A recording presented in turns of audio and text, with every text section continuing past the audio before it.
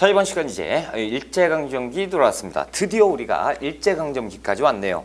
저번 시간에 이제 그 험난한 과정 근대사를 다 끝냈어요. 그렇죠? 굉장히 복잡하고 저번 바로 직전 시간은 엄청 길었어요. 그렇죠?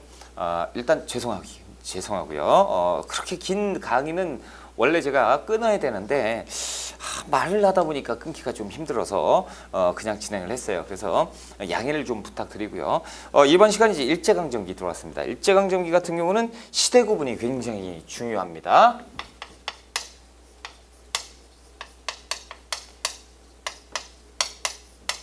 자, 일제강점기를 들어갈 때 318쪽 한번 펴보세요. 자, 20세기 초의 세계. 그래서 세계는 어떤 일이 벌어지느냐. 자, 제1차 세계대전이 터지고요. 그리고 이제 양과로 2번에 보시면 결과에서 1차 세계대전의 결과 파리 강화회의가 열립니다. 전후 사후처리 조약이죠. 그곳에서 윌슨이 14개조 평화 원칙 중에 민족 자결주의를 얘기를 합니다. 민족 자결주의는 뭐냐면 민족은 그 스스로의 흥망성쇠를 자기들이 결정을 할 권리가 있다라는 얘기죠. 다시 얘기하면 좀 어렵지만 민족 자결주의는 뭡니까? 식민지라는 것은 있을 수 없는 일이다라는 얘기죠. 자, 그 아래에 보시면 동그라미 2번 됐고요. 자, 두 번째 보시면 사회주의가 됩니다. 드디어 사회주의라는 단어가 나왔어요.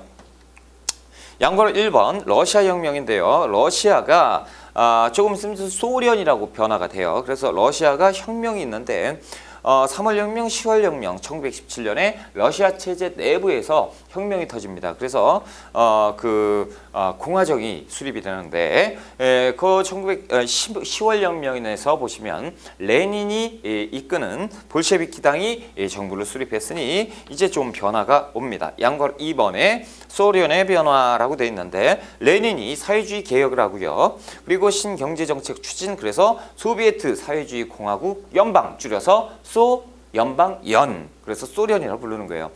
이것을 만들고, 그리고 사회주의를 확대하기 위해서 그 아랫줄에 보시면 양괄호 3번에 코민테른을 결성합니다. 코민테른이라는 건 뭐냐면 그 공산당 기구입니다. 그런데 전 세계적인 공산당, 그래서 국제 공산당 기구를 코민테른이라고 부릅니다. 중국도 민족운동이 시작되는데 신해혁명이 터집니다. 그래서 중화민국, 중국이 이제 들어서게 되고요. 오사운동, 국민당 정부 이런 것들은 이제 우리가 다 공부를 할 거예요. 인도도 뭐 이렇게 민족운동이 시작되고요. 자, 우리가 319쪽으로 넘어가면 그 표가 있어요. 이 표가 엄청나게 중요합니다. 이 표를 보면 문제를 다 맞출 수가 있다라는 거죠. 자, 1기는 우리가 일제강점기 국권을 강탈당한 1910년부터 1919년까지를 1기라고 봐요. 그래서 이때 일본 놈들이 야, 니들 경찰력 없지? 그래서 우리가 경찰을 배치해 줄게 라고 하고 군인을 배치하죠. 그래서 헌병 무단 통치가 시작되는 기간입니다. 자, 여러분들 군인들이 경찰, 행정을 담당한다라고 생각을 해보세요. 살벌하게 통치를 하게 됩니다. 그리고 당시에는 이제 조선 총독부가 주도가 돼가지고 그래가지고 이제 민족을 아주 깔아뭉개버려요. 우리나라 조선 민족을 깔아뭉개는데 여기에서 참고적으로 여러분 왜 일제강점기를 조선이라고 합니까? 대한제국 아닙니까? 그렇죠? 대한제국인데요. 1910년에 이들이 나라를 빼앗았었지 않습니까? 그렇죠? 그래서 국권을 침탈당했는데 국권을 침탈하고 나서 딱 봤더니 지들이 제국이래요. 대한제국. 이런 건방진 내려. 그래서 국호를 강등시킨 거예요. 그래서 조선이라고 다시 강등한 거예요. 그래서 저는 이거를 인정하기 싫어요. 대한제국인데. 그렇죠? 그래서 웬만하면 한국이라는 표현을 쓸 거고, 그런데 이때 이후로 다 조선으로 다 격화돼서 조선이 어쩌고 저쩌고 이렇게 나오는 거예요. 그래서 이른바 조선 총독부라고 얘기하잖아요. 그렇죠? 자, 무단통치 1910년부터 1919년까지. 자, 정치를 볼게요. 표에서 보시면 총독이 모든 정권을 다 장악하고 헌병이 무단통치를 합니다. 그래서 헌병이 경찰까지 다 해버려요. 그리고 이제 태영, 그리고 즉심제, 즉결심판법을 만들어버려요. 이게 뭐냐면 태형은 뭐냐면 예전에 태장도유사 우영벌 있죠. 그래서 묶어놓고 그냥 회초리로 지금 여기에서 뭐 채찍으로 뚫어 패는 거죠. 직심범은 뭐냐면 재판 없이 헌병이 그냥 결정을 하는 거예요. 너 태 몇 대 치겠어? 라고 하는 거죠. 그럼 뭐 가서 그 헌병이죠. 헌병대에 가서 지하 감옥에 들어가면 아무도 몰라요. 거기에서 묶어놓고 그냥 때리는 거예요. 5대만 때린다며 시끄러 막 때려버리는 거죠. 지 마음대로 하는 겁니다. 그러니까 자기가 판사가 돼버리는 거야. 직결 심판권이 있었고요. 언론 집회 결사의 자유 있던 게 어디 있어요, 그렇죠? 없어집니다. 그래서 이제 3명 이상 모이면 그냥 잡아갔어요.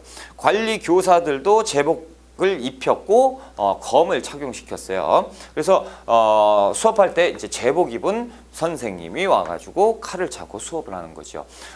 그 주민등록증 하나 떼려고 그러면 어떻게 동사무소 가죠? 지금 주민센터인데 거기 가가지고 등본 떼주세요. 그러면 칼 찬 사람들이 뭐라고 다시 얘기해봐 이렇게 살벌한 시대가 일기 때입니다. 그리고 경제편에서 보면 토지조사 사업을 시행을 해요. 토지조사 사업. 이것은 말이 사업이지 뭡니까? 토지를 강탈하는 거죠. 그리고 회사령이라는 것을 만들어서 우리 민족에게 회사를 만들지 못하게 하는 거예요. 그래서 회사령은 허가제입니다. 누가 허가해줘야? 조선 총독이 허가를 해줘야 됩니다. 안 해주죠. 그렇죠? 자, 이렇게 되는데 이제 세월은 지나서 2기로 변모하게 되는데요. 이것은 1919년부터 1931년까지 이때를 2기로 보고 있어요. 그러면 뭔가 변화한 거잖아요. 그렇죠? 뭔가 변화했냐면 이 문화통치, 문화적으로 통치하는 문화통치 시대로 바뀐 겁니다. 근데 말이 문화통치인데요. 왜 이런 일이 벌어졌는지 설명을 드리고 이들의 본질이 뭔지 설명을 드릴게요. 자, 1919년에 우리가 울분을 토했죠. 지금 계속 참고 있어요. 계속 참다 터진 것이 뭡니까? 전국적인 3월 1일 만세운동이 전개가 되는 것이죠. 민족운동, 그렇죠? 못 살겠다. 대한독립 만세 만세, 조선독립 만세 만세 이렇게 되는 것이 이 만세운동입니다. 그런데 일본 놈들이 어떻게 했죠? 총칼로 그냥 휘저어서 대량 학살을 전 세계적으로 유례가 없는 대량 학살을 자행했어요. 당시에 이 학살하는 모습들을 외신들이 다 찍어갔어요. 다 찍어서 신문기사 1면에 다 그냥 게재를 합니다. 막 사람 죽이는 거 막 이런 거 해가지고 다 싣고 일본 놈들의 만행이 지금 이렇다라는 것이 대대적으로 보도가 돼요. 그러다 보니까 전 세계에서 일본을 상대로 그 경제 보복이 들어가는 거예요. 그래서 일본 놈들하고 우리는 거래하지 않겠다 막 이러면서 일본을 경제적, 정치적 고립 상태에 빠뜨려 버립니다. 그러니까 일본 애들이 충격을 받죠. 야, 이거 어떡하지? 뭘 어떻게? 얘들이 이제 얘기합니다. 얘들아, 전 세계에 얘기하죠. 얘들아, 미안해.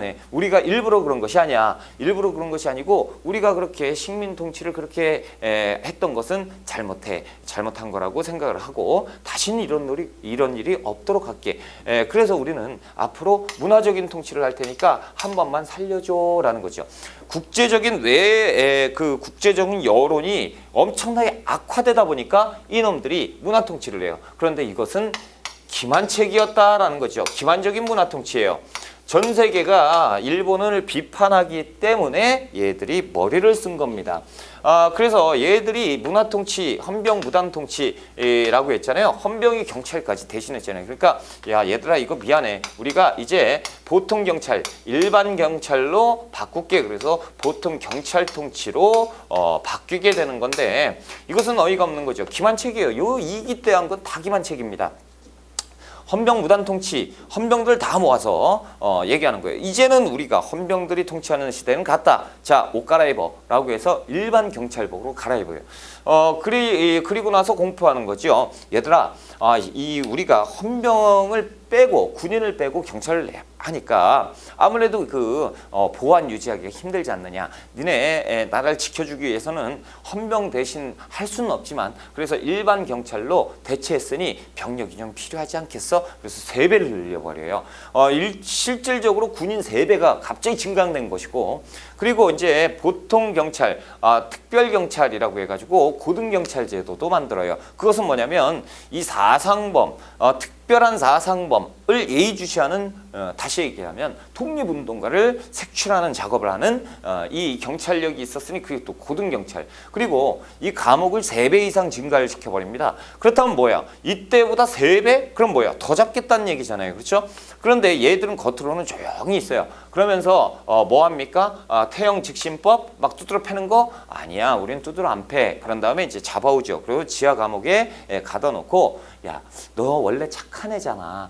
너 원래 착한 애인데 누가 시켰지? 누구야? 그 얘기만 해줘. 그러면 아무 일 없을 거야. 그 얘기를 툭 했습니다. 아무 일 없네. 고마워. 가. 이렇게 되는 거죠. 이게 뭡니까? 그 친일파를 양성하는데 미친 듯이 힘을 쏟습니다. 그래서 얘들은 이때는요, 1기 때는 그냥 무자비한 탄압이에요. 그냥 들어와서 그냥 뚜드러 패고 길 가다가 사람들이 피투성이 되고 개머리판으로 막 찍고 이런 모습이 형성이 됐다면 2기 때는 겉으로 봤을 땐 평화시대 같아요. 그냥 조용조용히 있는데 안에 들어가면 더 악랄해지는 거예요.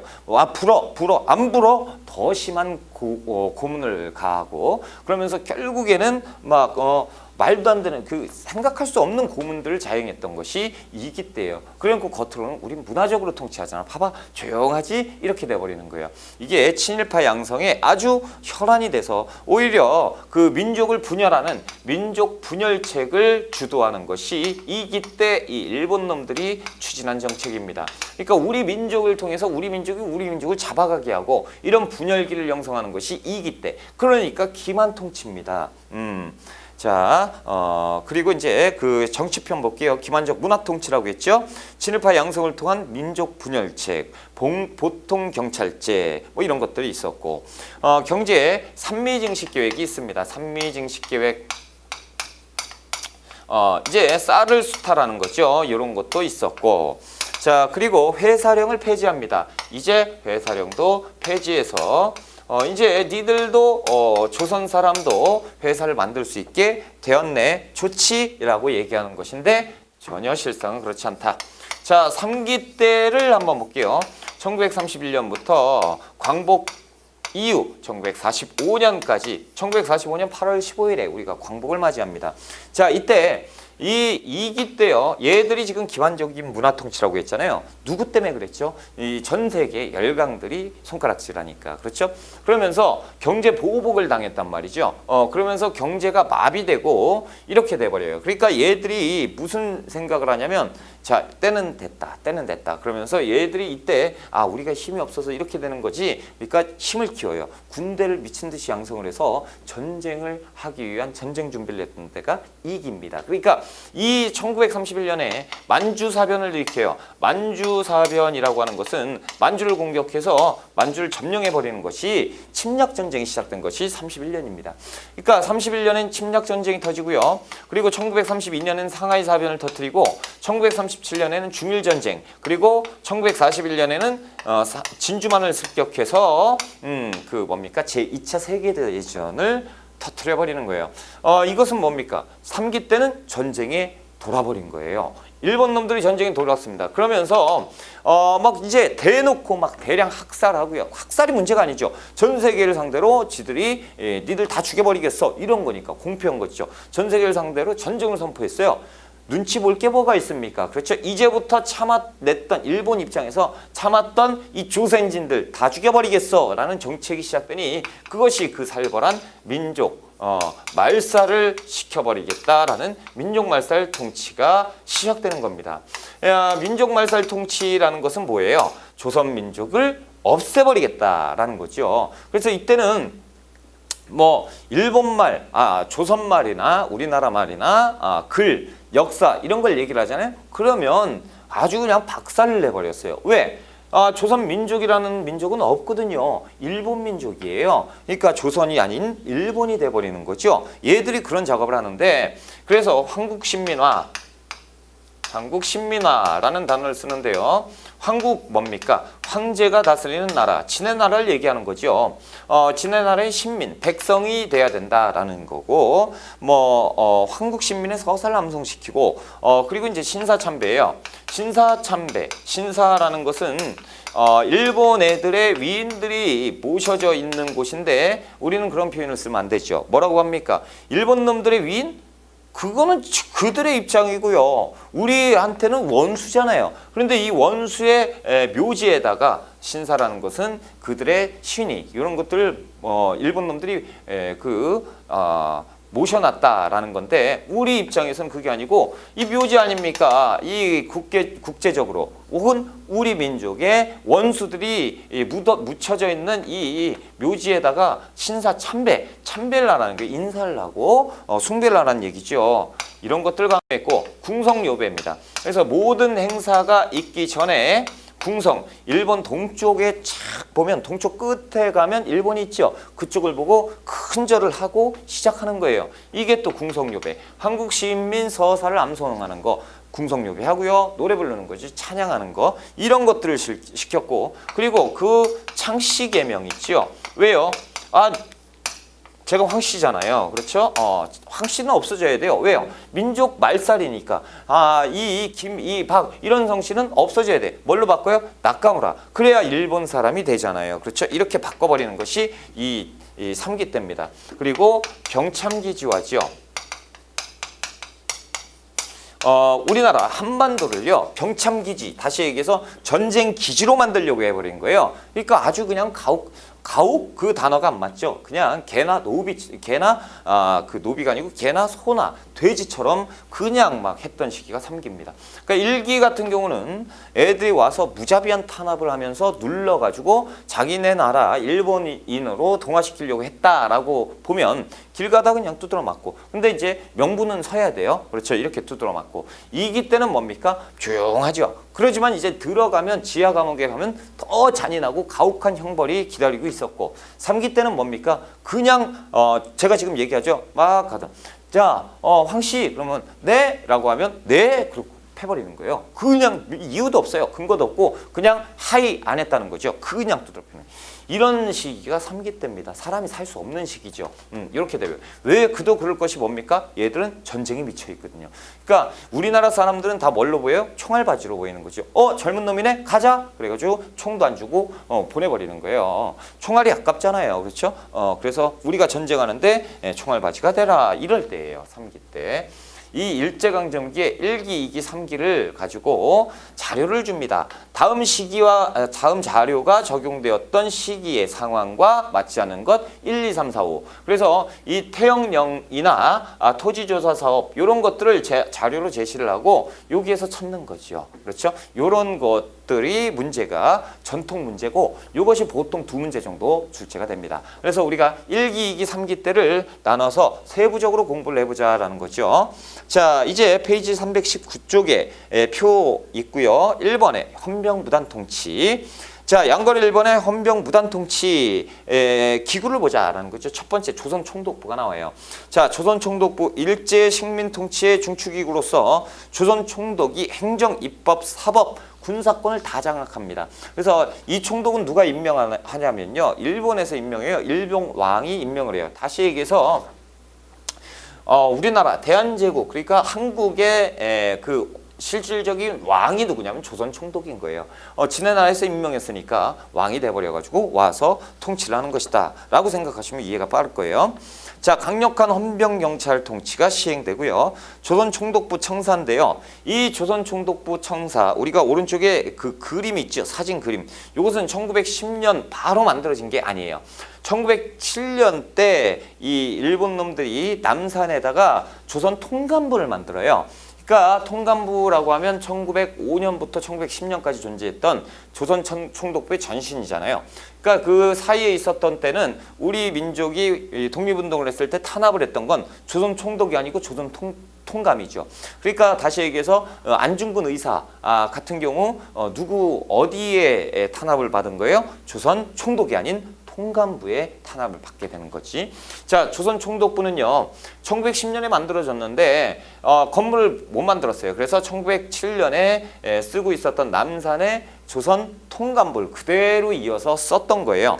그러면 이것이 조선 총독부는 1920년대 그림인데 그 자료에 한번 보세요. 이때 1910년을 바로 남산에서 쓰고 있었던 것이 조선 총독부고요.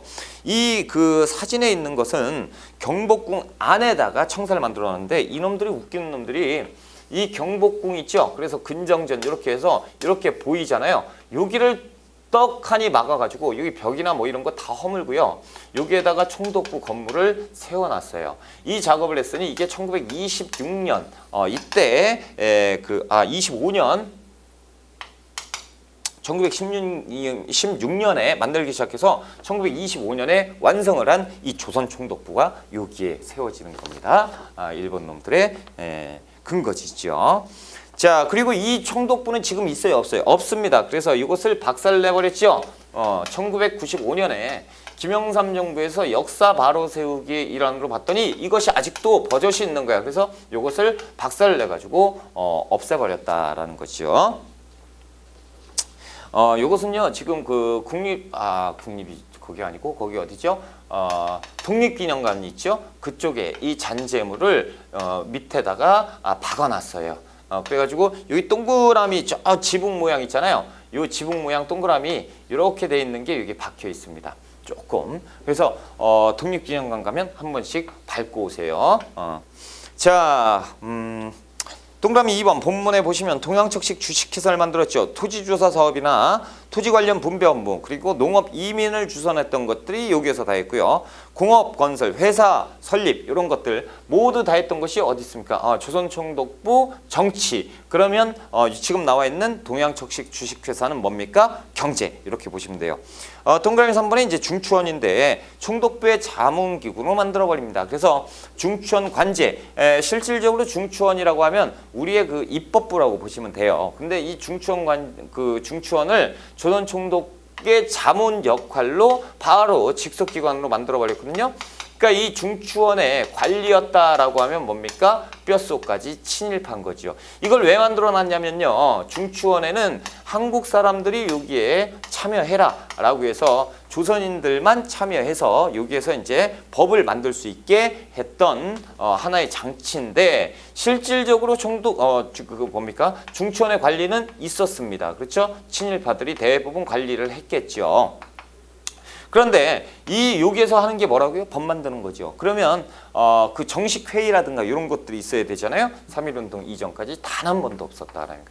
그러니까 나는 친일파다 이런 거죠. 그리고 관리로서 행동할 수 있게끔 만들어준 거예요. 다시 얘기해서 조선 총독부 일본 놈들이 한국인의 정치 참여를 위장해서 그 친일파를 회유하려고 했던 역할을 했던 것이 중추원이에요. 그러니까 우리 할아버지가 중추원의 관리였어. 이건 뭐예요? 우리 집은 친일파라는 얘기죠. 그러니까 이런 얘기는 하면 안 돼. 만약 그런다고 해도. 자, 양거리 2번에 헌병 무단 통치의 내용입니다. 헌병 경찰을 앞세운 일제 폭력적 통치 방식이 헌병 무단 통치죠. 자, 동그라미 1번 통치 재판 없이 뭐가 돼요? 직결 심판이 가능한 겁니다. 말이 됩니까 이게? 그렇죠? 그래서 태형, 징역, 구류 이런 것들 그냥 재판 없이 해버리는 거예요. 지금 경찰 아저씨들이 길 가다가 너 몇 대 맞아 이렇게 되는 건 말이 안 되죠. 법치국가에서. 그런데 이때는 말이 됐다라는 거예요. 이것이 1910년대 상황이에요. 자, 그 아래 동그라미 2번에 기본권이 제한됐죠. 언론, 출판, 집회, 결사의 자유가 박탈됩니다. 3인 이상 모였으면 무조건 잡아가고 봤어요. 자, 동그라미 3번 교육, 관리와 교사들까지 칼차고 제복을 입혀서 그 수업을 하고 업무를 보게 했던 것이 1910년대. 자, 양거로 3번의 토지 침탈입니다. 이 토지조사 사업이라는 건데요. 이놈들이 우리가 판서로 미리 보기 있죠. 조선 총독부에서 자, 이 토지조사 사업을 시행합니다. 일단 토지조사령은 법이라는 거 있죠? 이것은 1912년에 만들어요. 1912년. 그래서 1918년까지 이렇게 진행을 했던 것이 토지조사 사업인데 일단 1910년 들어와서 토지를 뺏기 시작했으니까 1910년부터라고 봐야 되고 그 법은 토지조사령은 1912년에 만들어졌다라는 거죠. 이 조선총독부에서요. 기간부 신고제를 만들었습니다. 그래서 농민들에게 신고를 하라고 하는 것이죠. 그런데 예전에 우리가 화폐정리 사업 보셨죠? 화폐정리 사업 어떻게 했어요? 순식간에 그냥 모르게 해버렸잖아요. 똑같아요. 이 작업을 이렇게 해버리는 거예요. 그냥 농민들이요. 지금 보면 일본 놈들이 어떻게 보여요? 짜증나죠. 일본 놈들이 시키는 대로 내가 왜 해야 돼? 극심한 반일 감정이 또 있었고요. 그렇죠?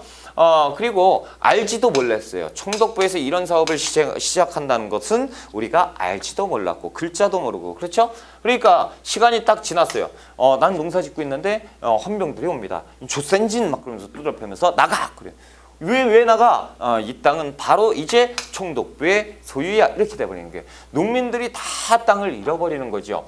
그런데 이 조선 총독부에서 이 조선인 지주에게 한국 지주에게는 미리 얘기를 해줘요. 돈 많은 애들은 미리 얘기를 해줍니다. 그래서 야 너 조금 있으면 이거 신고 안 하면 뺏겨. 그래? 나 그러면 어떻게 하면 돼? 절차가 좀 복잡하니까 잘 들어. 그런 다음에 서류 이만큼을 가지고 오라고 해요. 지주가 갖다 줍니다. 오케이 너는 네 땅은 보존시켜줄게 이렇게 돼요. 농민들이 만약에 신고를 하러 가잖아요. 그런데 신고를 하러 갔어요. 절차가 엄청 복잡해. 뭐 띄워 이건 왜 안 띄웠어? 다시 그러면 또 가가지고 다시 그거 만들어가지고 갔어요. 이거 하나 빠졌네. 한 장 가지고 갔어요. 그래가지고 딱 해서 갔어요. 야 접수기간 끝났어 이렇게 돼버리니 다 뺏기는 거예요. 근데 지주들은 어떻게 됩니까? 보존받죠. 그러니까 지주들이 생각하기에 와 일본 놈들이 고맙네. 여기저기서 다 뺏겼거든. 자기 것들은 살았거든요. 와 뭐가 돼요? 친일파가 되는 거예요. 이렇게 애들이 이 고단수로 머리를 써가면서 친일파를 만들었어요. 자, 동그라미 1번 보세요. 목적, 근대적 토지 소유 제도의 확립, 명분이에요. 이게 명분이에요. 하지만 뭐예요? 실질적으로는 뭐다? 토지를 약탈하기 위한 제도다라는 거죠. 토지조사령을 발표했고요. 동그라미 2번에 방법 보시면 신고제, 복잡해요. 그리고 기한이 있어요. 이 동그라미 니은번 전개 한국인의 극심한 반일 감정 나 시키는 대로 안 할 거야. 왜? 신고기간이 짧아요. 그리고 절차가 복잡하고 하려고 했어도 기회를 놓친 사람이 대부분이었어요. 그러면 결과 어떻게 되겠습니까? 다 뺏기죠. 기억번 총독부의 토지 약탈 미신고 농토 공공기관 토지 마을 문중의 토지 다 뺏겨요. 다 거의 다 뺏기고 동양척식 주식회사가 이 뺏은 토지를요 이걸 누가 해요? 총독부에서 진행했잖아. 그럼 총독부에서 이걸 뺏어요. 토지를 다 뺏어. 그 다음에 어떻게? 회사, 동양척식 주식회사에게 넘겨요. 그러면 이 동양척식 주식회사에서 어디? 일본 본토에 있는 사람들에게 헐값에 팔아버리는 거예요. 그러니까 일본 사람들이요. 이때 일본에서 돈 있는 애들 있죠. 자본가들은 이때 한국 땅을 거의 다 사버립니다. 그런데 얘들이 안 넘어와요. 왜 안 넘어오죠? 자, 그린벨트로 묶였잖아. 1918년까지. 그렇죠? 그래서 안 넘어오다가 18년 이후에 넘어오려고 봤는데 1919년에 세상이 어지럽죠. 그러니까 좀 참아요. 그래서 좀 참았다가 일본 놈들이요. 1920년 들어오자마자 미친 듯이 들어오는 거예요. 그러니까 1920년대 영화, 드라마 같은 거 보면 1920년대 종로 거리에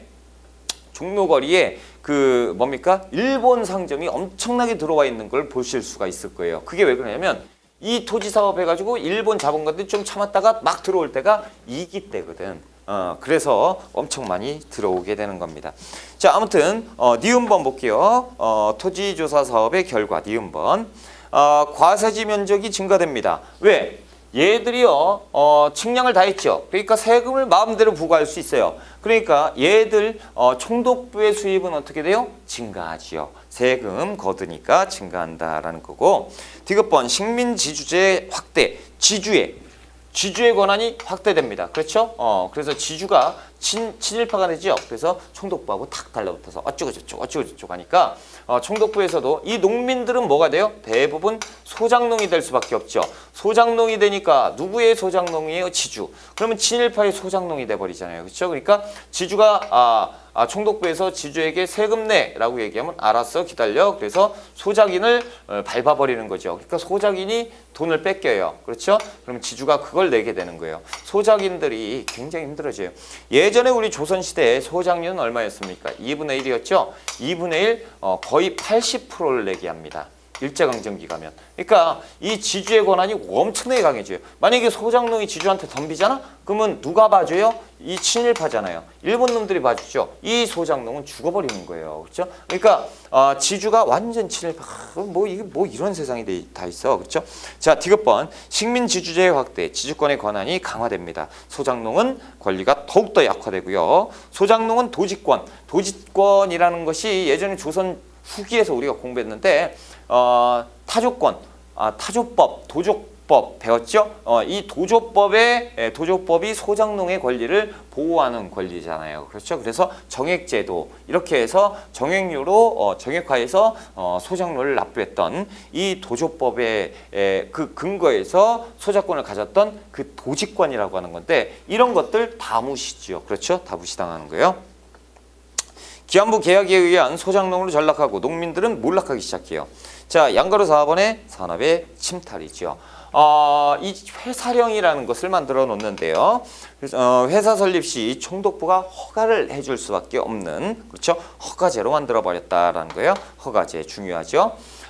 그리고 동그라미 2번에 산업통제입니다. 어업령, 삼림령, 그리고 또 뭐 있어요? 광업령, 뭐 별거 다 있어요. 이것들은 뭡니까? 지금 보면 토지하고 관련돼 있는 대부분이죠. 그래서 토지 이런 내용이 나오면 언제로 풀면 된다? 1910년. 이 내용까지는 싹 다 외우실 필요 없어요. 그냥 뭐예요? 어업령, 삼림령, 임야조사령, 광업령 이런 것들. 땅과 관련돼 있는 건 그냥 일기구나. 요 이상 시험 문제 안 나옵니다. 자, 2번 기만적 문화통치를 가볼게요. 이 기만적 문화통치 때는 어땠느냐? 자, 양거래 1번 문화통치의 배경, 동그라미 1번 있죠? 한국인의 강인한 독립의지를 표출한 3.1운동의 영향으로 그래서 국제여론이 악화됩니다. 본질 뭡니까? 기만책이죠. 문화통치 같은 소리 하고 있네?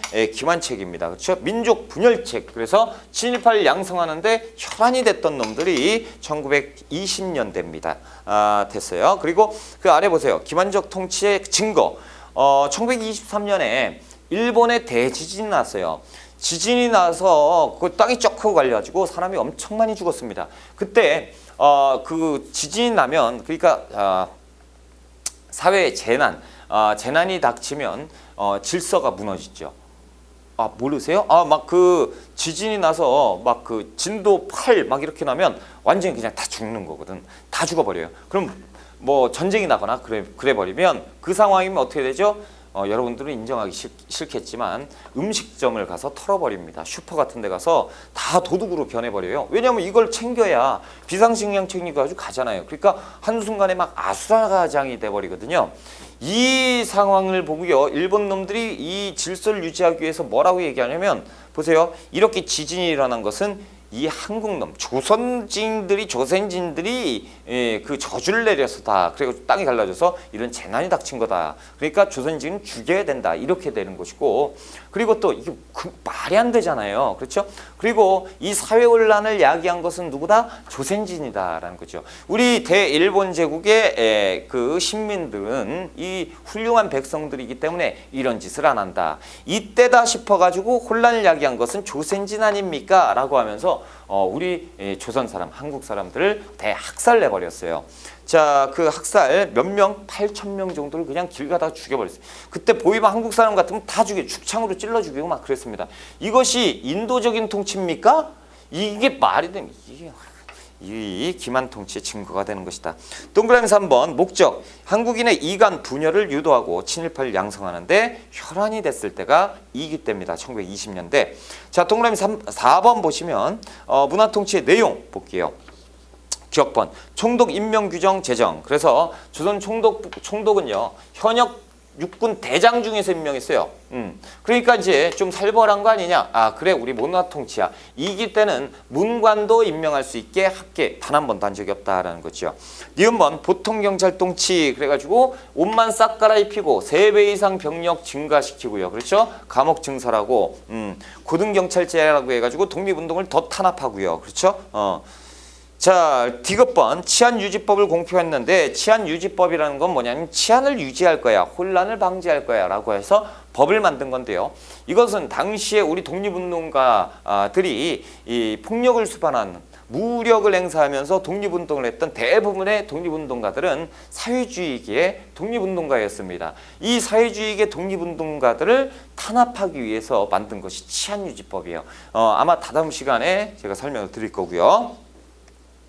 자, 리얼번 언론정책. 그래서 동아일보, 조선일보 이런 민족신문들 발행해라. 대신 갖고 와야 돼. 사전에 철저하게 검열하고 기사를 삭제하고 그리고 정간 그리고 압수 너 심할 경우에 폐간 시켜버렸던 것이 이 1920년대입니다. 미음번 교육 정책을 어떻게 하냐면 자 이제 이 한국 사람들도 대학교에 입학할 수 있게 해줄게 라고 합니다. 그래서 대학교를 만드는데 그 대학교 이름이 경성제국대학이에요. 이것도 아마 자세하게 다다음 시간 정도에 제가 설명을 드릴 건데 이 1920년대 경성제국대학을 만들어 놓고 친일파, 극소수의 친일파만 입학을 시키게 되는 것이 일본의 대학교.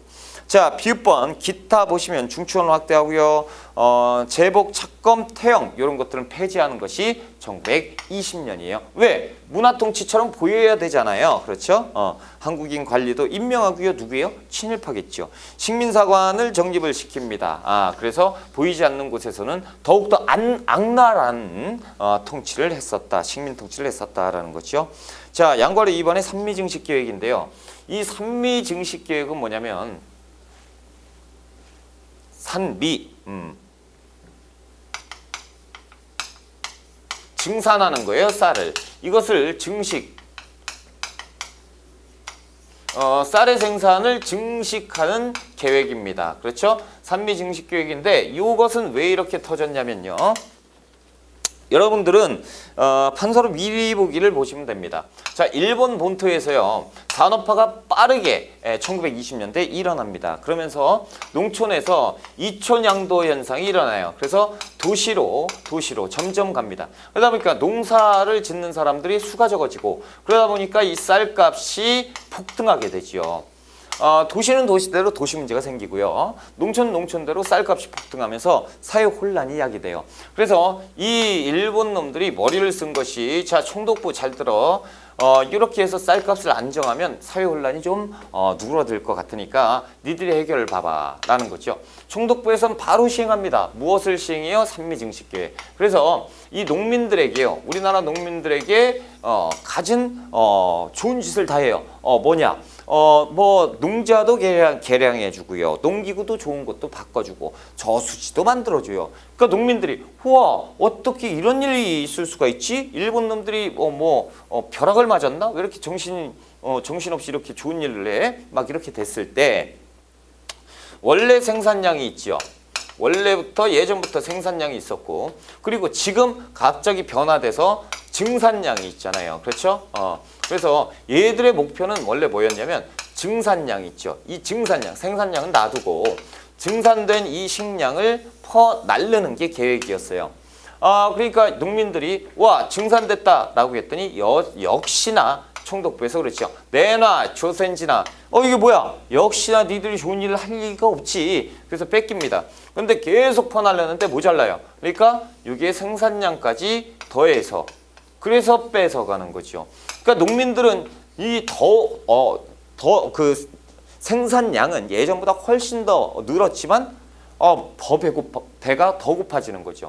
그리고 이것은 뭐예요? 이 지주에게 뭘로 들어가요? 지주에게 소장료로 돌아가 버리는 거죠. 그러니까 이들은 남는 게 없어요. 고생대로 하고 그렇죠? 불만이 말이 아니죠.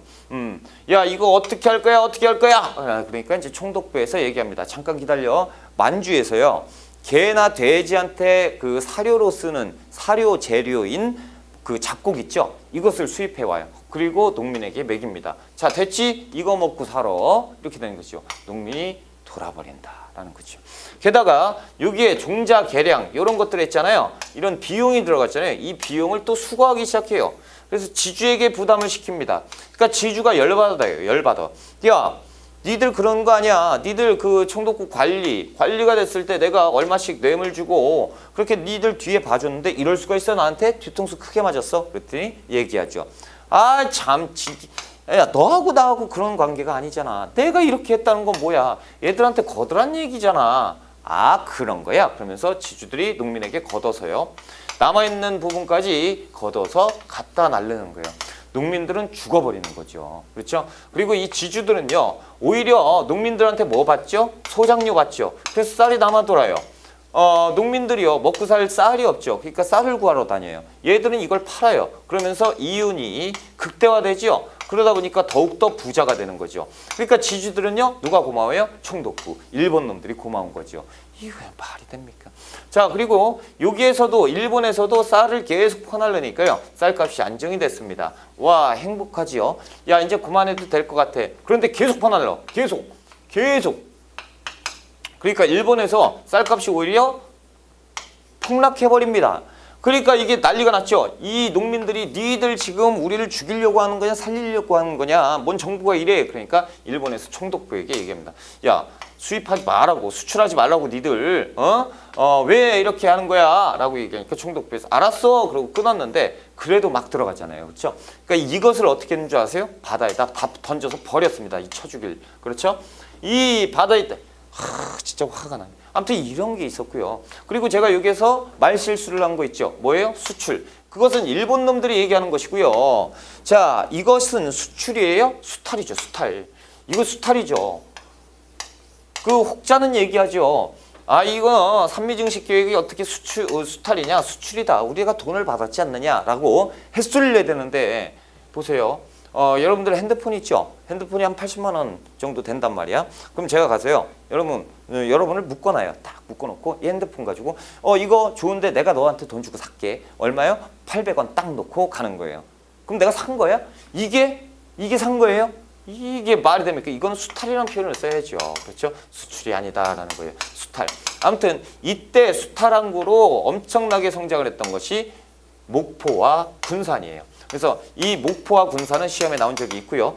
뭐든지 제가 설명드리는 것이 시험 문제에 나옵니다.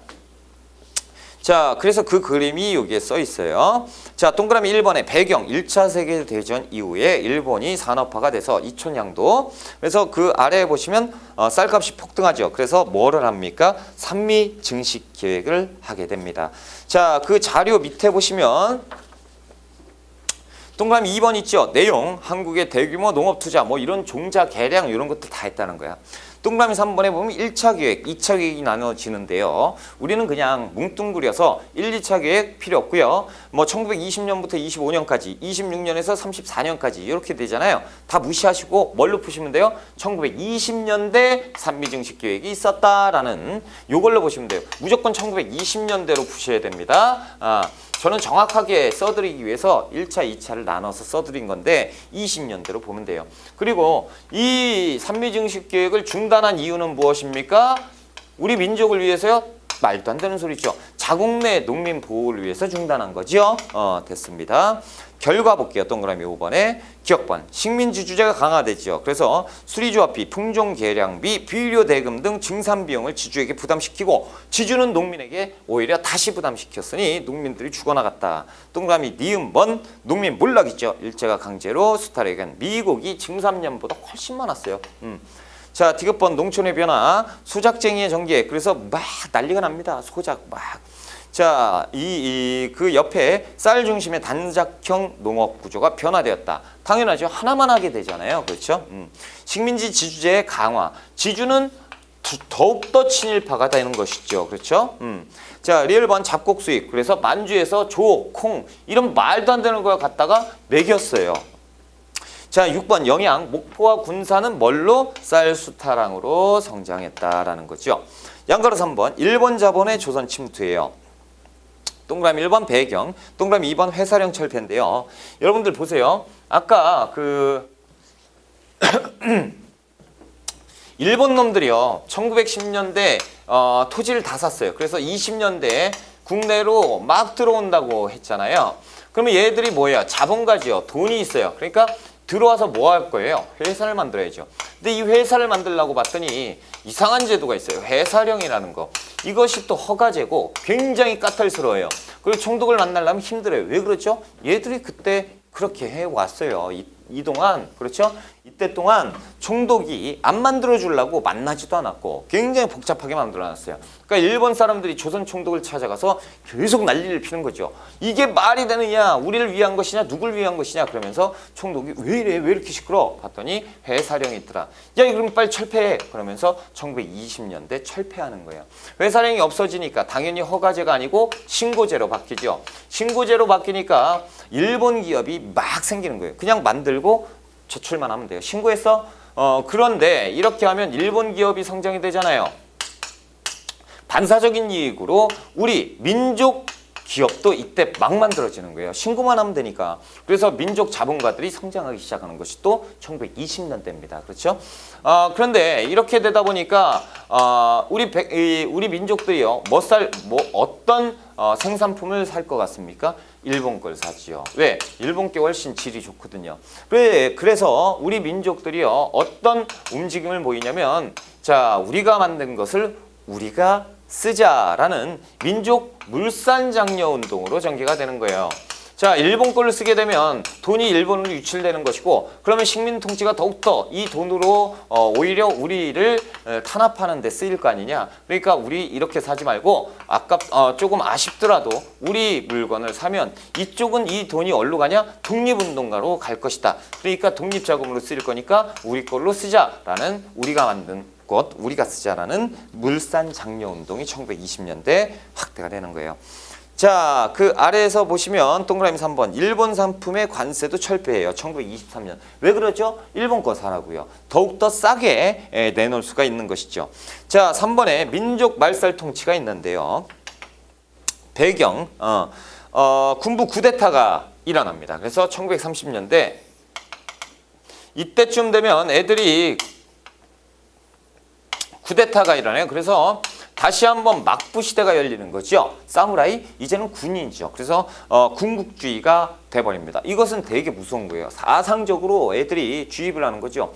국가가 최고다. 국가가 없으면 백성도 없고, 자, 국민이 없으면 국가가 뭐 이렇게 되는 거죠. 그래서 소를 희생해서 대를 위해서 소를 희생해도 괜찮다라는 애국심을 불어 집어넣는 거예요. 그래서 이때는 일본 사람들은 하나의 그냥 기계에 불과한 겁니다. 전투기계예요. 그렇죠? 그래서 얘들이 어떻게 이런 그 군국주의 체제를 확립할 수가 있었냐면 1920년대 세계공황이 오거든요.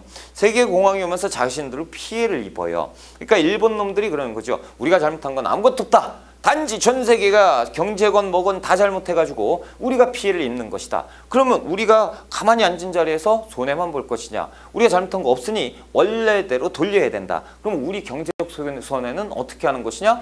얘들 잘못한 애들을 공격을 해가지고 얘들 힘의 논리로 굴복을 시킨 다음에 얘들의 재산을 가져오면 돼. 이게 강도짓이냐? 아니다라는 거죠. 얘들이 그렇게 만든 것이다 라고 이제 돌리는 거예요. 그러면서 전쟁을 합법화해요. 합리화하고, 합법화가 아니지 합리화시키는 거죠. 자, 그래서 배경에 보면 맨 끝에 보시면 군부 쿠데타로 군국주의 체제를 확립합니다. 그래서 이제 얘들은 진짜 무서운 애들이에요. 일본 놈들은 지금도 무섭죠. 그렇죠? 국가라고 하면 나 하나쯤은 이런 생각을 하게 돼요. 나 하나쯤 죽어도 괜찮다라는 거죠. 이 엄청 무서운 거죠. 그래서 1931년 만주사변, 1937년 중일전쟁, 41년엔 태평양전쟁으로 침략전쟁을 확대시키는 것이 이 3기 때입니다. 자, 동그라미 2번 목적. 한국인을 침략전쟁에 효율적으로 동원할 목적으로 민족 말살을 통치를 전개를 하고요. 자, 동그라미 3번 주요 내용, 정책 변화 뭐 됐고요. 한국 신민화 보세요. 내선일체. 내선일체는 뭐냐면 조선과 일본은 한 몸이다 라는 얘기고 일선동조론. 조선과 일본의 동조, 조상이 같다라는 얘기예요. 신사참배, 황국신민화, 암송, 그리고 궁성요배를 강요하는 것, 이런 것들이 다 3기 때예요. 자, 그리고 중일 전쟁이 더욱 강화되고요. 한국신민서사는 뭐 한번 읽어보시고, 민족 말살 정책이죠. 우리말, 우리 역사교육 다 금지, 지리교육 다 금지, 지리교육도 안 되죠. 일본식 성명을 강요합니다. 왜요? 한국 사람은 없죠? 이제 일본 사람만 존재해야 되거든요. 일본 성명, 창씨개명 강요. 그리고 그 리을본에 보시면 집회결사 허가제요. 절대 안 해주겠다는 얘기죠. 조선어학회 사건도 있었고요. 조선 사상범 보호관찰령, 그리고 사상범 예방구금령, 국민정신 총동원 조선영맹, 이런 것들 나오면 3기로 푸시면 됩니다. 그리고 10호 단위의 애국반 편성인데요. 10호를 하나로 묶어요. 그래서 애국반을 만들어서 서로 감시하는 거예요. 독자만 들려도 총독부에 가서 찔러버리는 일본 앞잡이들을 만들어버리는 거죠. 그래서 국민생활 전반을 철저하게 통제하는 때가 있었으니 그것이 3기 때다. 민족말살 통치. 양거는 2번에 1930년대 이후의 경제정책 뭐예요? 병참기지화입니다. 그냥 물자 만드는 거예요. 자, 기억번, 배경, 침략전쟁의 전개, 공업화를 시작해서 전쟁 물자 생산 기지로 추진하고요. 병참기지화, 니은번 보시면 전개, 군수품 생산에 필요한 중화학공업, 광공업에 집중을 해버려요. 그러니까 지금 이때는 막 지금 농사 짓다가요. 갑자기 중화학공업으로 바뀌어버리는 거죠. 중화학공업, 막 무기 만드는 거, 탄 만들고 이런 것들. 자, 군수공업 원료로 생산이 되고요. 영양 뭡니까? 중간쯤에 있죠. 농업, 공업의 불균형이 심화되죠. 농업국가 이 기초산업에서 갑자기 중화공업으로 넘어가니까요. 중간 내용이 빠져버렸잖아요. 그러니까 완전 경기가 이상하게 돼버리는 거죠. 경제가 마비돼 버려요. 자, 그 동그라미 2번에 남면 북양 정책이 있습니다. 자, 말 그대로 남부에는 면화를 그리고 북부에는 면양을 기르게 하는 것이 이 남면 북양 정책. 남면 북양 얘기 나오면 뭐예요? 3기대로 보세요. 1930년대, 40년대 상황이다라고 보시면 되고요. 자, 인적 수탈이 나오는데요. 이것은 1937년 이것이 기점이 돼요. 중일 전쟁이 터졌을 때 중일전쟁 터진 이후 이때 완전히 그냥 돌아버립니다. 그냥 돌아버려. 그래서 남자는요. 남자는 뭘로? 그냥 다 총알바지. 그리고 저기 광산에 가가지고 채굴하는 이런 것들로 다 보내버려요. 그리고 여성은 뭘로 보내요? 여성도 역시 마찬가지로 섬유공업이나 그 탄 만드는 데 있죠. 보통 다 군수물자, 군수 공장으로 보내서 탄 만드는 기계로 만들어 버리고요. 또 일부는 어디로 보내요? 그 군대 위안부라고 하는 거죠. 그렇죠? 이게 말이 안 되는 거죠. 군대 위안부 말도 안 되는 소리죠. 이거 뭐라 불러야 돼요? 성노예라고 불러야죠. 얘들이 성놀이개로 만들어 버렸죠. 자, 한번 볼게요. 동그라미 3번의 인적 수탈. 그래서 기억번 배경. 중일전쟁 이후에 인력과 자원의 수탈을 강화합니다. 그래서 그 유명한 국가총동원법이 1938년에 만들어지면서 총동원이에요. 총동원령. 그냥 총동원해가지고 얼로 전쟁터로 보내겠다라는 얘기죠. 자, 노동력, 국민징용령, 징용 끌고 가는 거예요. 그렇죠? 그래서 100만여 명의 청년을 탄광, 이런 공장, 뭐 이런 작업터로 보내버렸다는. 자, 디귿번 병력, 지원병제, 학도지원병제, 그리고 징병제입니다. 그래서 총 20만 명 이상의 청년들을, 어린 학생들을 그냥 전쟁터로 총알바지로 보내버린 거예요. 자, 그 아래 표 아래 보시면 리을번에 여자 정신대 근로령이 있습니다. 12세에서 40세 배우자 없는 여성을 강제로 동원해서 군수 공장에 종사하게 했고요. 그 오른쪽에 몸빼 바지라고 하는 거 있죠. 몸빼 바지는 뭐냐면 헐렁한 바지인데 이것이 이때 유행하는 거예요. 그래서 이때 몸빼 바지를 왜 강제적으로 입혔냐면 일을 열심히 해라. 일을 빠른 속도로 효율적으로 해라. 그래서 헐렁하게 평안한 바지를 여성에게 입혔어요. 그것이 몸빼 바지입니다. 이 몸빼 바지가 참... 자, 미음번 군대 위안부죠. 말도 안 되는 소리죠. 이거 성노예예요. 그래서 일본 놈들이 군 위안부를 가지고 야, 그것은 우리가 강제로 동원한 게 아니야. 니들이 자발적으로 왔고 그리고 비용도 다 받았잖아. 니들이 매출한 거 아니야? 라는 말도 안 되는 소리를 하죠. 제가 이제 말씀을 드릴게요. 조직화된 거예요. 정부에서 일본 정부에서 이것을 조직화해서 이것을 체계적으로 정리를 했습니다. 이 내용은요. 지금 뭐 다 공개가 된 사실이에요. 자료들 다 있고 다 있어요. 어떻게 했냐면 뭐 이런 거죠. 당시의 전시 상황이죠. 전쟁터 이럴 때죠. 그럼 정부에서 얘기합니다. 총독부에서 그 여성들, 야, 니들 요새 뭐하냐? 먹고 살 거 없지? 예, 왜 그래요? 라고 얘기하면, 야, 차라리 니들 다른 일을 한번 해볼래? 뭔데요? 그 전쟁터에 가볼래? 내가 거길 왜 가요? 그게 아니고 요새 사람들이 너무 많이 죽어서 거기에서 간호사가 필요해. 그러니까 거기에 간호사로 가면 우리가 돈을 엄청 많이 줄게. 얼마나 주실 거예요? 그럼 지금 수치로 환산하면 600 이상 정도? 뭐 이렇게 불러요. 그러니까 그 돈이면 우리 식구들 다 먹고 살. 엄마, 아버지 저 갔다 올게요. 그런 다음에 그래 갔다 와라. 그래가지고 트럭에 타요. 트럭에 타면 이상한 데 나와요. 그렇죠? 그쪽에 가가지고 이상한 데에 가가지고 일일이 가가지고 이렇게. 그렇게 만든 거예요. 이 조직적으로 동원한 거예요. 사기를 쳐가지고 이 사수를 써가지고 이렇게 성노예로 보낸 거예요. 그럼 이런 얘기를 딱 했을 때 일본 놈들이 뭐 하는 줄 아세요? 야, 그런 거는 전쟁터에는 다 하나같이 비일비재했던 일이야. 왜 우리만 가지고 그래? 미국 애들도 그랬고 영국 애들도 그랬고 전쟁터에 그렇게 식민지는 다 그렇게 노예로 했었어 라고. 그렇죠? 아 참. 자 이제 여기까지 할게요. 여러분들이 대신 욕해 주세요. 그렇죠? 막 스팀 돈다고 얘기 나오면 속어가 막 나와요. 자 냉정을 찾고 자 군대 위안부 성노예해서 제가 이제 거기다 써놨는데요. 세 번째 줄에 보시면요. 나머지 거는 우리가 현대사에서 제가 말씀을 드릴 거예요. 한편 2007년 미국 연방위에는 일본군 위안부 사제 결의안은 만장일치로 통과를 시켰어요. 오죽하면 미국에서요. 니들 사과해라고 통과를 시켰겠어요. 그렇죠? 2013년 미국 뉴저지주에서는 위안부 기림비를 건립하는 등 위안부 기림비를 건립해 줬어요. 근데 뉴저지주에 그 기념비가요. 우리 거만 있는 게 아니고요. 예전에 그 히틀러가 유대인 학살했지요. 유대인 학살 진짜 불쌍하죠. 유대인 학살을 그 위로하는 비석도 거기 같이 세워 있어요. 그 옆에 같이 세워 있는 게 우리 거예요. 그렇죠? 그러니까 이거하고 똑같은 만행을 저질러 놓고 지금도 사과 안 하고 있다라는 거지. 자, 던지고 싶은데 참았어요.